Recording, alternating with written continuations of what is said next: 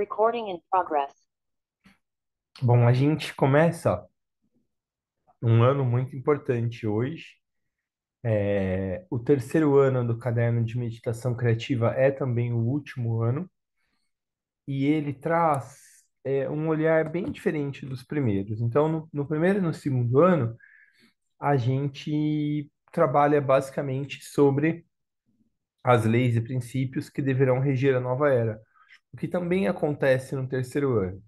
Porém, a gente vai fazer um trabalho um pouco mais refinado, um pouco mais específico sobre desenvolver algumas técnicas para o nosso próprio autodesenvolvimento e também para tentar identificar algumas possíveis ilusões que nos atrapalham dentro do próprio desenvolvimento de consciência. Então, é um trabalho realmente mais refinado.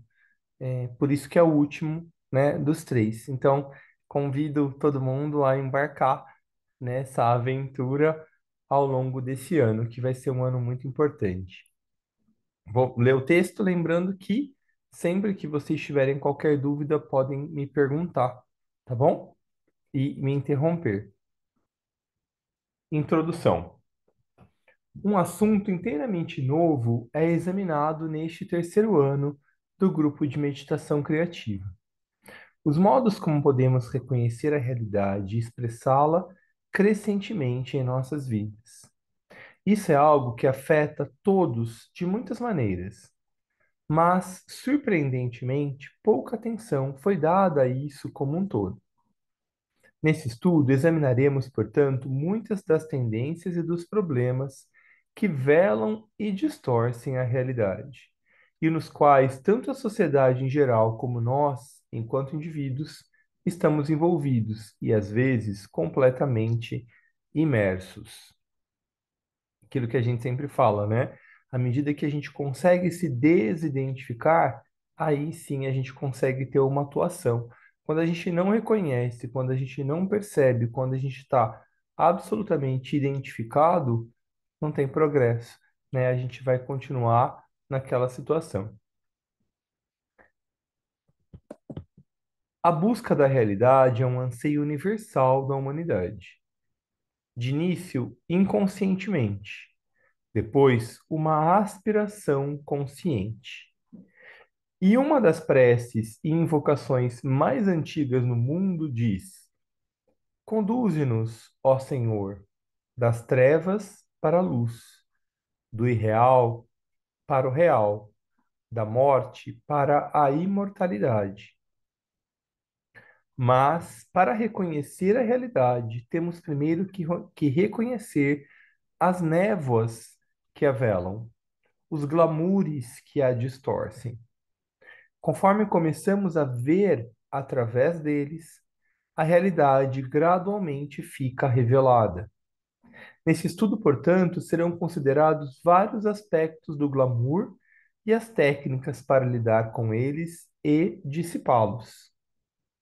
Esse é um empreendimento não apenas necessário e muito útil para a nossa própria integração e crescimento psicológico e espiritual, mas foi chamado, olha que importante, o maior serviço que um homem pode prestar aos seus semelhantes.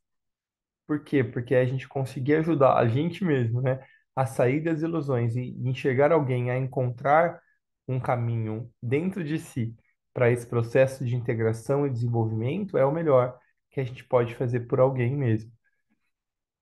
É um movimento que pode impactar diversas encarnações, né? Então, falando assim parece um pouco exagero, mas é realmente muito importante.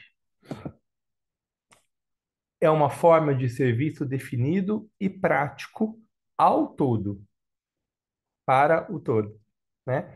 Pois o problema da correta apreciação de valores e realidades é uma das dificuldades básicas que assolam a humanidade.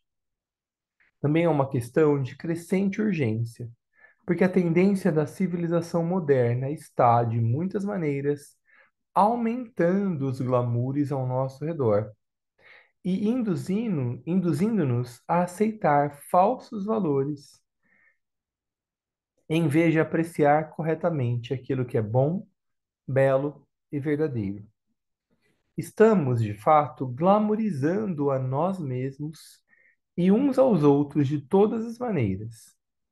E a luta da maioria por mais e mais posses materiais, ganho financeiro, sucesso, autoengrandecimento, está intensificando esta tendência em grande medida.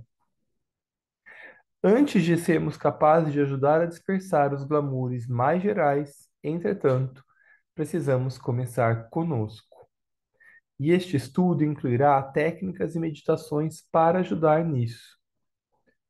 Como de costume, recomenda-se estudar cada capítulo por um período de 2 meses, e será sugerida a relação dos glamoures e problemas com cada uma das leis e princípios que foram os temas centrais para a meditação nos nossos anos anteriores. Dessa maneira, a forma específica de serviço almejada pelo nosso grupo mundial de meditação continuará seu rodízio ao longo do ano. Então, o Assagioli teve todo um trabalho aqui de tentar linkar, então, principais glamoures que ele reconheceu serem importantes da gente dissolver com o estudo mensal, porque aí a gente também fica conectado com os diversos outros grupos ao redor do mundo que estão simultaneamente estudando o primeiro, o segundo e o terceiro ano. Tá? Aqui, só para a gente falar rapidinho, aquela primeira citação daquela prece antiga de conduze-nos do irreal para o real, da morte para a imortalidade, vem desse texto aqui, bem antigo indiano, o Brihadarayana, Ayanka, Upanishad. Upanishad é um termo indiano muito comum para discípulos, então esse livro ele fala um pouquinho sobre como a gente consegue ser um discípulo, né? Ele dá diversas técnicas, preces, orações, meditações para uma formação discipular.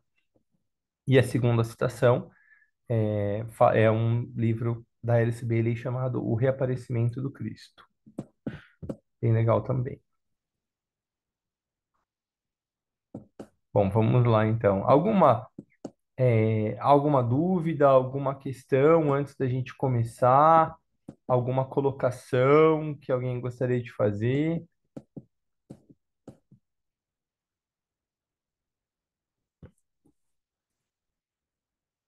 Então vamos lá. Parte um. O que é a realidade? O reconhecimento da realidade é um assunto de longo alcance. Há diferentes níveis e graus de realidade, e também realidades externas e internas. A primeira questão que surge naturalmente quando começamos a pensar sobre isso é: o que é a realidade? Isso não é facilmente respondido, porque é algo que tem que ser reconhecido pela experiência interna direta, mais do que através de definições técnicas e de conceitos dos outros. É uma daquelas conscientizações fundamentais, tais como o reconhecimento da vontade, da consciência, do eu e mesmo das cores, sons e assim por diante, que só podem ser alcançadas através da experiência pessoal individual.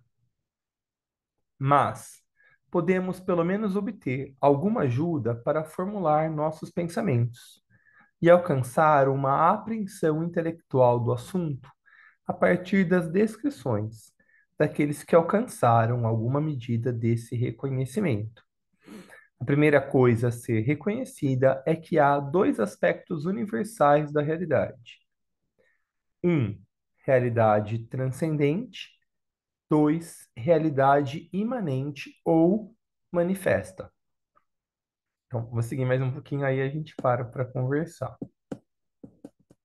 Então, o primeiro aspecto, realidade transcendente.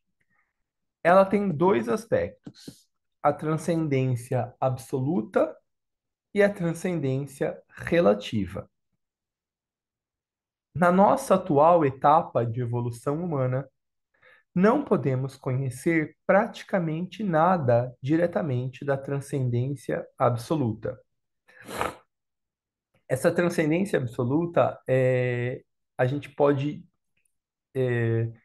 colocar aqui como o que que é, quando a gente pensa em Deus, a gente pensa num Deus que é transcendente, ou seja, o Criador, e o Deus imanente, que é o Deus que mora dentro de cada um. Então aqui é mais ou menos, a gente vai falar um pouquinho disso de uma outra forma. Então, essa transcendência absoluta é como é que a gente hoje, no nosso ponto de consciência, consegue definir aquilo que é divindade. A gente ainda não consegue, mas a gente consegue perceber essa transcendência relativa, ou seja, pelo que está aí manifestado. Depois a gente vai ver o que está dentro de nós, né? Mas é só para a gente ir construindo esse tempo daquilo que é real. O ensinamento diz que aquilo que é de fato divino, aquilo que é de fato espiritual, aquilo que é real. Então, por isso que o texto está indo por esse caminho, tá? E aquilo que é transitório, né, uma característica da matéria, ela não é ruim por isso, mas é uma característica dela é justamente ser transitória, é justamente ser impermanente, é justamente se transformar o tempo todo. A gente vê isso nas próprias leis da química, né? Quem não lembra do Lavoisier? Mas, então, só para a gente entender e não parecer que tá difícil o assunto, tá bom? Só para a gente tá na mesma página aí. Na nossa atual etapa de evolução, opa, essa parte eu já li. Ah, mas podemos postular ou intuir que por trás do tempo e do espaço estão a eternidade e a universalidade. Por trás da manifestação e da mudança há o ser puro, imutável. Aquilo que eu estava falando, né? Aqueles que tiveram vislumbres da realidade última tentaram expressá-la, ou melhor, indicá-la em termos paradoxais. A plenitude da vida, o ser total, aquele que é, e, ao mesmo tempo, o vazio, o nada, que não significa coisa nenhuma no sentido comum. Então, por exemplo, se a gente for pegar, classicamente falando, né, Moisés, quando ele recebe os 10 mandamentos, ele é perguntado lá, mas quem passou isso para você, né? Lá no alto do monte. Aí ele diz, estava escrito lá, né? Eu sou o que eu sou. Ou seja, é essa divindade absoluta que é o tempo todo e se expressa materialmente nisso que a gente conhece como a nossa vida transitória. Então, isso é essa realidade absoluta, essa transcendência absoluta. Há muitos tipos e níveis de transcendência relativa, porque ela é relativa a cada etapa da evolução humana e a cada indivíduo. Pode ser considerada como um aspecto ou porção da realidade, que está logo além do alcance consciente atual de cada indivíduo ou grupo, e que representa para eles o seu próximo passo de percepção ou reconhecimento. Então, no nosso próprio caminho de desenvolvimento, lembra que a gente estudou em outros anos, né, em outros meses, a lei da aproximação espiritual? Então, cada vez que a gente vai se aproximando um pouco mais, e ela está justamente ligada, não é a lei do primeiro bimestre, mas ela está ligada com a lei da divindade essencial, com o princípio da divindade essencial. Então, cada vez que a gente vai se aproximando dessa nossa divindade essencial ou imanente, a gente vai expandindo a nossa consciência, a gente vai se aproximando, né, em alguma medida, desse eu mais verdadeiro. Então, cada vez que a gente dá um pequeno passo, algum tipo de conscientização, embora a gente ainda não reconheça isso que a gente chama de Deus, essa grande força, mas a gente percebe que a gente está, em alguma medida, se aproximando um pouquinho mais disso. A gente tem insights, intuições, ahás, expansões de consciência que mostram que a gente está se dirigindo, pelo menos, para algo que é maior do que a gente, que é mais transcendente do que a gente. Tudo bem até aqui? Como tá para vocês? Algum comentário, alguma dúvida? Tudo bem. Tá bom. Realidade imanente, então. A gente viu a realidade transcendente, absoluta e relativa, e agora a gente vai para a realidade imanente. Sobre esta, podemos conhecer mais.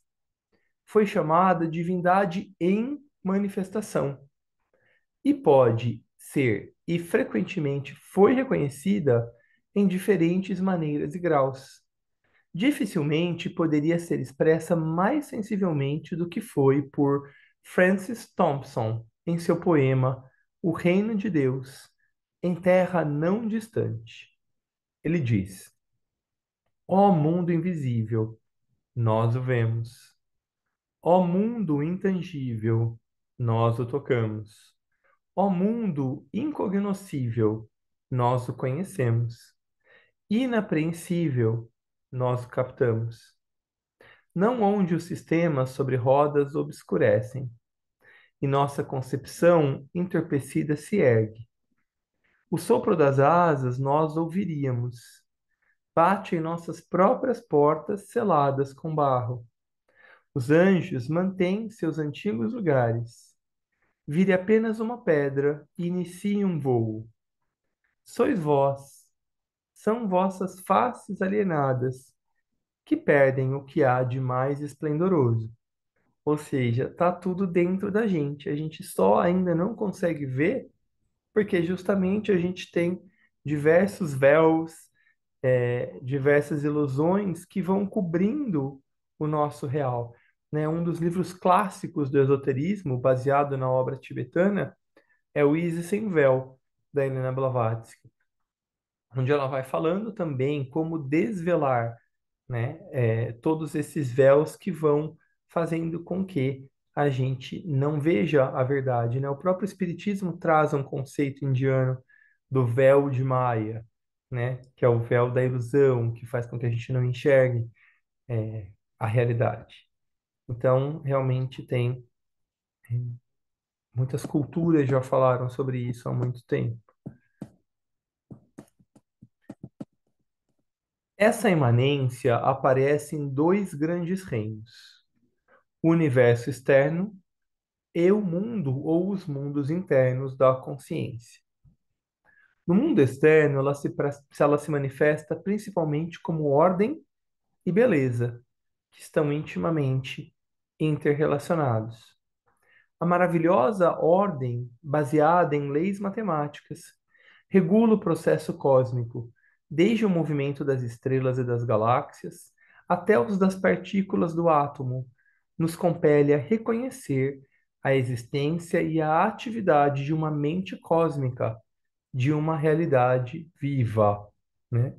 Um dos princípios do Kybalion, aquele livro clássico do esoterismo também, é o princípio do mentalismo, que ajuda a gente a reconhecer essa organização que é feita por esse grande ser que a gente ainda não conhece tanto sobre.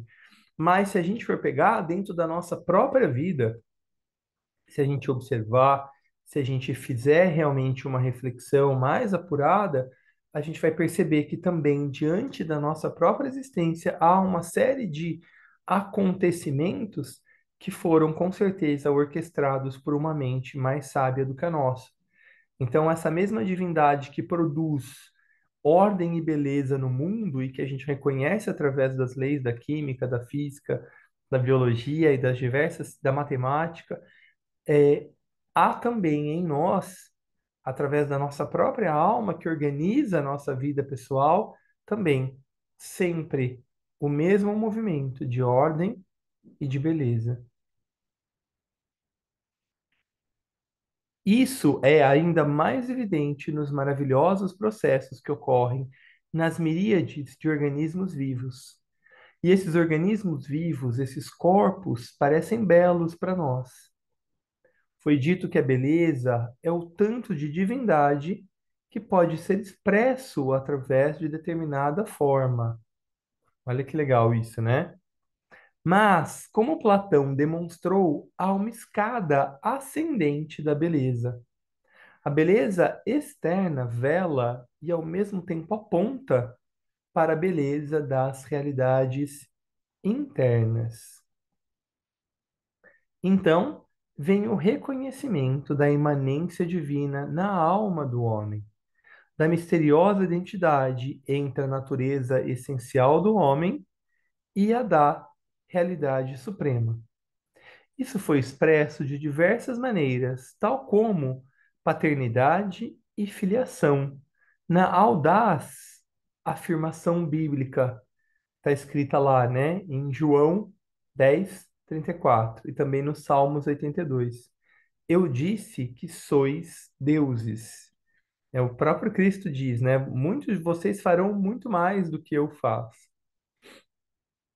Então, tudo isso mostra que a gente também é parte dessa realidade. Então, ela não existe só fora de nós, no mundo, tal como a gente pode ver, através das suas leis manifestas, mas também dentro de cada um de nós.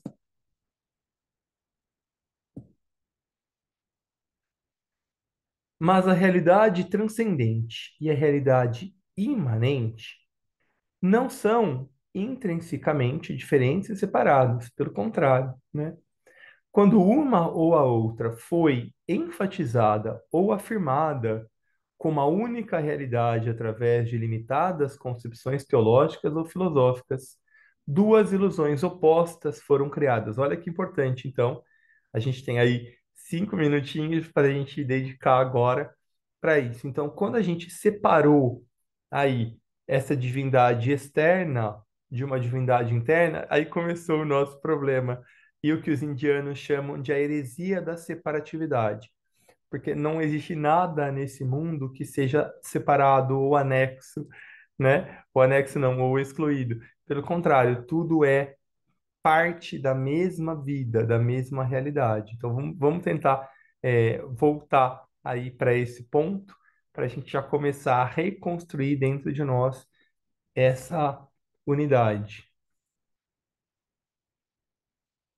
A concepção de transcendência absoluta, de um abismo inseparável entre o Criador e a criatura, entre Deus e o homem, produziu a visão pessimista do homem, como um pecador miserável, e as tristes teologias da danação eterna, a ser evitada apenas pela intervenção da graça de Deus. Em seus aspectos extremos, produziu a negação de qualquer possibilidade de escapar da difícil condição humana e a formulação das modernas filosofias do desespero. Por outro lado, o conceito de imanência deu origem apenas a um panteísmo global, ao esmaecimento de todas as distinções e a uma negligência dos diferentes níveis, graus e fases da realidade, e, consequentemente, de suas diversas manifestações no homem. Na prática, isso conduz à negação dos valores éticos, o equilíbrio e a síntese entre a transcendência e a imanência. Os dois aspectos da realidade una foram reconhecidos e proclamados por um número grande de intuitivos, filósofos, místicos e poetas ao longo das eras. Eu vou ler mais um pedacinho aqui, aí a gente conversa melhor sobre isso, tá bom? Essa concepção, que em contraste ao panteísmo foi chamada de panenteísmo, isto é, tudo em Deus, é o ensinamento básico do Bhagavad Gita, que é o livro escrito por Krishna, né? As bem conhecidas palavras de Krishna ilustram isso, quando ele diz: tendo permeado todo este universo, como um fragmento de mim mesmo, eu permaneço. No Ocidente, foi expressa na filosofia neoplatônica. O Uno está eternamente com sua manifestação, que eternamente procede dele. Deus não é externo a nada, mas está presente em todas as coisas. embora elas ignorem que ele assim esteja. Então, isso é tanto para a gente, né, em relação à nossa própria divindade. Então, quantas vezes a gente se sente afastado da nossa própria alma, que no fim das contas, para a gente é o nosso Deus, num primeiro momento. Então, o nosso primeiro passo para a gente chegar nessa fonte eterna é a gente se conectar com a nossa própria fonte eterna, com a nossa própria alma. Aí a gente vai, nesse nível de consciência, reconhecendo que a gente é essa parte que permeia o todo. Mas não tem outro caminho a não ser essa construção consciente, né? Por isso que quando Cristo diz, ninguém, eu sou o caminho, a verdade e a vida, ninguém chega ao Pai, senão por mim. Então não é que ele está dizendo através do cristianismo, ele tá revelando ou falando esse processo de conexão, o alcance dessa consciência que a gente pode chamar de crística ou de búdica. É só através dela que a gente de fato consegue reconhecer a divindade. Então, tá vendo como algumas frases mal interpretadas elas podem trazer separatismo, quando na verdade elas estão trazendo unidade, né, na sua intenção. Na tradição cristã primitiva, encontramos a mesma visão inclusiva. Numa declaração extracanônica atribuída a Jesus, encontrada num papiro egípcio, encontramos a seguinte afirmação: Levante a pedra e me encontrará. Parta a madeira e eu ali estou. Paulo expressou a mesma verdade em termos claros. Ele está acima, através e em todos vocês. E na mais simples e direta afirmação: Nele vivemos, nos movemos e temos o nosso ser. Olha que bonito, né? Reforçando essa ideia da unidade para a gente. Mais tarde, especialmente na Idade Média, a concepção teológica dualista se tornou prevalecente. E seu grande expoente, São Tomás de Aquino, enfatizou a onipresença de Deus, já que Deus é a causa universal de todo ser, em qualquer região que o ser se encontre, ali deve estar a presença divina. Vou ler mais um trechinho aqui. Muitos místicos, e com particular audácia, mestre Eckhart, expressaram a mesma verdade. Nos tempos modernos, o reconhecimento dessa realidade foi expresso por diversos poetas e escritores, mas talvez a expressão mais clara tenha sido dada por Tagore. O infinito, para se expressar, desce à multiplicidade do finito. E o finito, para se realizar, deve se elevar à unidade do infinito. Só então o ciclo da verdade está completo. Acho que a gente pode parar por aqui. Eu vou até marcar, por causa também do nosso tempo. Ah, aqui fica claro, então, eu vou até dar um stop share aqui. Aqui fica claro para a gente a importância da gente não ir nem por um lado nem pelo outro, né? Parafraseando Buda, a importância da gente procurar o caminho do meio. Então, sempre que a gente atribui toda a glória à divindade, se coloca como um ser separado ou pecador, isso vai produzir ilusão e sofrimento. Da mesma forma, quando a gente valoriza excessivamente a forma, sem reconhecê-la como parte desse todo, a gente vai acabar colocando uma ênfase excessiva na forma e perdendo a conexão dela com essa unidade. A gente também produz separatividade, porque a gente dificilmente consegue, então, promover a síntese, reconhecendo que mesmo na diversidade existe unidade, né? Então, é, um dos aspectos que a gente precisa sempre desenvolver é integração, que representa esse olhar das diversas formas, unidade, que seria o terceiro raio, né? Unidade, que é essa mesma presença que anima todas as coisas, que é uma característica do segundo raio, e síntese, que é uma característica do primeiro raio, que consegue encontrar pontos comuns mesmo na diferença, que é um pouco diferente da unidade. Mas é importante a gente olhar, desenvolver esse olhar interno nosso para integração, unidade e síntese. Então, a gente vai é, reconstruindo, né? A partir dessa divindade essencial, a partir dessas pequenas aproximações que a gente vai fazendo no nosso caminho. E essas aproximações, elas estão presentes para toda a vida. Então, seja para o mineral, seja para o vegetal, seja para o animal, seja para o humano e seja também para os reinos super ou supra-humanos. Antes da gente encerrar, alguma dúvida, algum comentário, alguma questão, contribuição?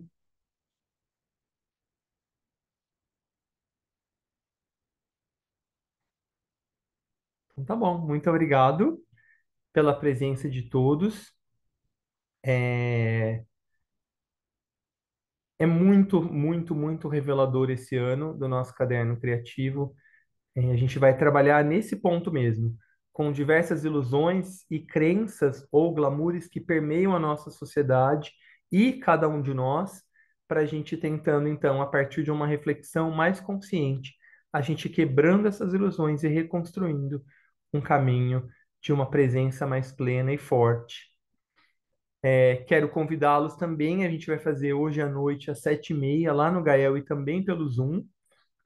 Eu vou falar sobre o nervo vago, a gente vai falar sobre, na verdade, sobre os nadis, que os indianos chamam, né, e a sua relação no corpo etérico e também o nervo vago e a sua relação com o desenvolvimento da consciência humana. Então, estão todos convidados também, às 7h30, ou lá no Gael presencialmente, ou pelo Zoom. Um grande abraço, que tenhamos um excelente dia.